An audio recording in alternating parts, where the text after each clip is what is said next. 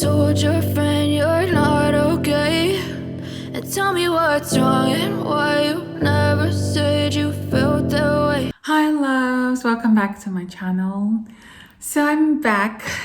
Today we have a little bit of sun, but not so much, so I'm using a little bit of the ring light, but I also have the sun, so that's why you can see a little bit, blur white here.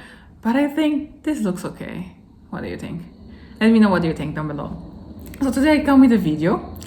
I come with one of my favorite types of video to make, and this is like a travel vlog / storytelling, because recently I've been to Copenhagen for my birthday in March, and it was such an amazing time. It was so beautiful because I always wanted to visit Copenhagen, and it was everything I had imagined. So I have a list here, so I'm going to look here and there to not forget, because we've done a lot of things, and of course I don't just want to rumble, but I want to go straight to the point. But of course I made a list. So the first day we arrived at the hotel. It was a really nice hotel, a Scott hotel, and we've made the booking months before, because they have a very good discount and deal, because Copenhagen can be pricey. The whole Scandinavia is pretty much pricey. I've even heard that Copenhagen and Sweden are the cheapest, Denmark and Sweden. So I can only imagine Finland and Norway and Iceland if Denmark and Sweden are cheap, because it wasn't cheap. Prices are not cheap. You can look for Airbnbs and hostels and hotels, and you'll see that the prices are not cheap. So we had a good deal, so we booked beforehand. It was still not the cheapest, but it was a good deal for Copenhagen, especially for the hotel. It was really nice. It was centrally located. We walked almost everywhere. They were so sweet. They allowed us to do check-in 9 a.m. We arrived very early, and check-ins around 2 p.m. So we were able to do check-in super early on, which was amazing. After the hotel, we went and did a little walking, because it was my birthday already. That was the day of to a food market. So we went 15-20 minutes. It's like a food market. You can eat, and you have all those traditional sandwiches and local food, international food, and you can just choose drinks and find a spot to sit. So that was really cute. And I thought we had a snack, this fish bullet. They're very popular in Denmark, and they're very tasty. But yes, again, they were quite pricey for a snack, but it's Copenhagen, as I already said. So I will put the name of the market here. So that was really nice. Then we went for a walk around the city. We walked a lot. We've seen the sights, we've seen the city. There's a very nice, relaxed vibe. And at the same time, we went to Christiania. This is a free town within Copenhagen. So the story of this place is very interesting, because a group of squatters, they squat that place, I think in the 70s, 80s, if I'm not wrong. I will put it somewhere here if I'm wrong.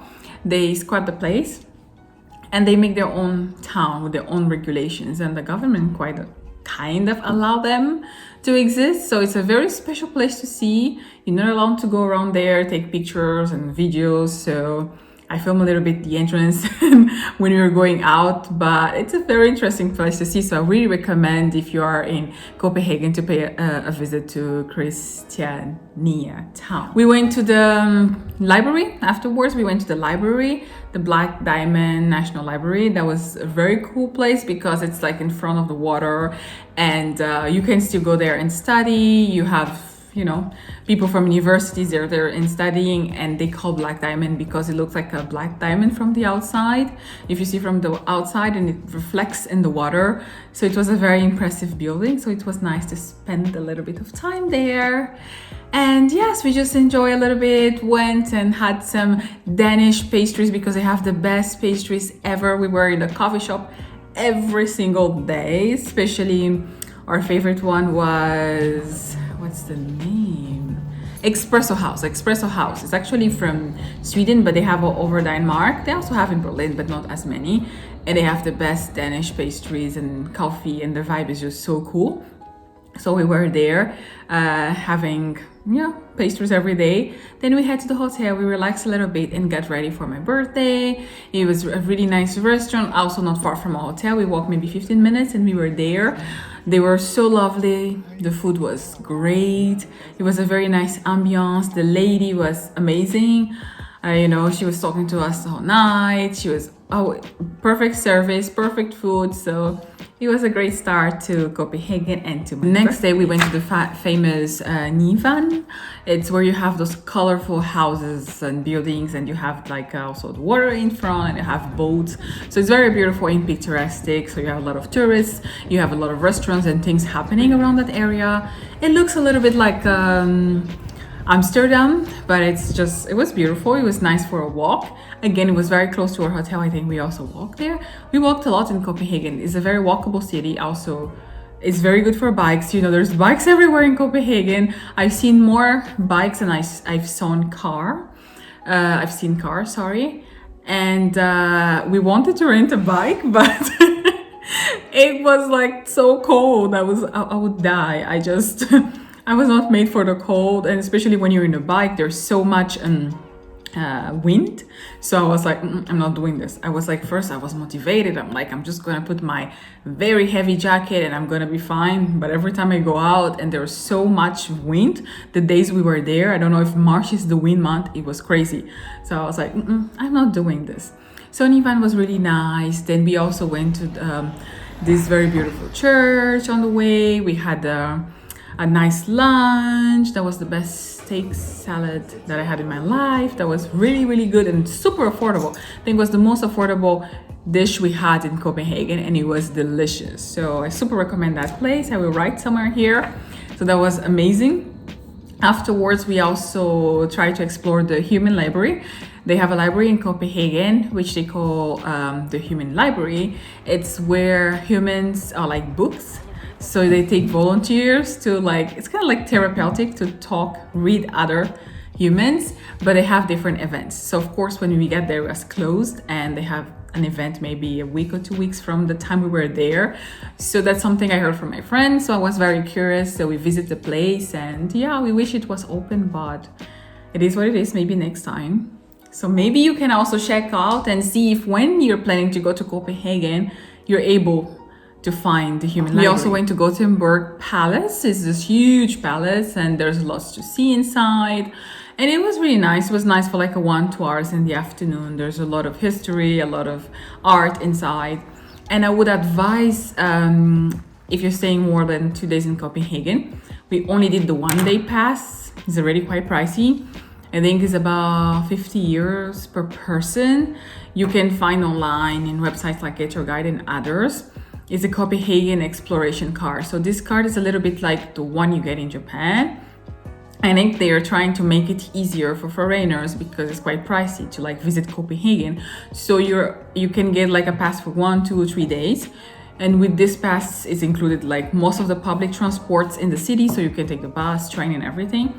And it's included like the most top 50, 60 activities, you know. One of those we wanted to do is the oldest attraction park, the Tivoli Gardens, but they're also closed because it was too cold.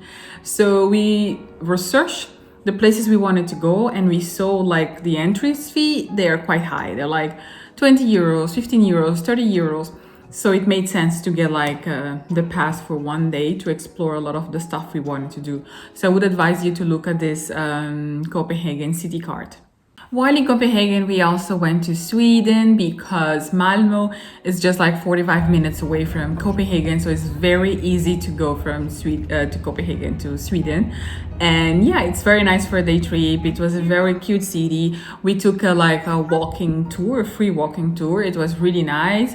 The lady told us a lot of things about Sweden, a lot of curiosities.